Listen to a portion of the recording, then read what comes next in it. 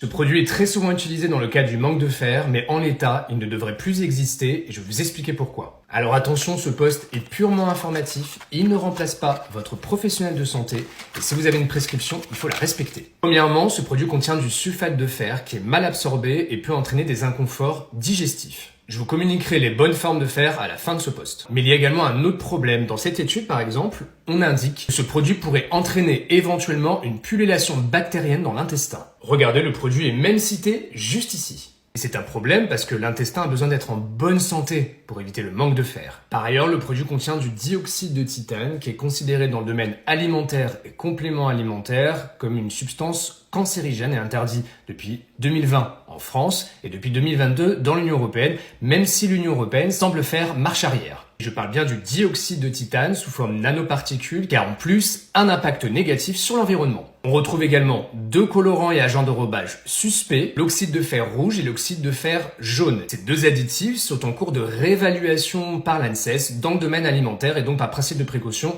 j'aurais tendance à l'éviter. Souvent on me dit oui mais quand on doit reformuler un médoc, le problème c'est qu'il faut faire des tests etc. Il peut y avoir des ruptures de stock. Pour moi c'est pas une excuse puisqu'en fait le produit a déjà été reformulé en 2016 et on a des doutes sur ses additifs depuis 2010. Après la reformulation, les additifs sont toujours présents. Voici le classement des bonnes formes de fer et même dans le domaine du complément qui est en vente libre partout, je vous conseille vivement de vous rapprocher de votre pro de santé. N'oubliez pas que c'est le rôle aussi du pharmacien de vous accompagner et d'échanger si vous sentez des inconforts ou si ça ne fonctionne pas très bien. Et enfin, n'en voulez pas à votre médecin puisqu'en fait, légalement, on ne pourrait pas remplacer les mauvaises formes de fer par des très bonnes formes de fer dans les médocs. Ce sont des formules dépassées qu'on ne pourrait pas mettre à jour administrativement. Je vous donne bientôt d'autres astuces pour le manque de fer. Abonnez-vous.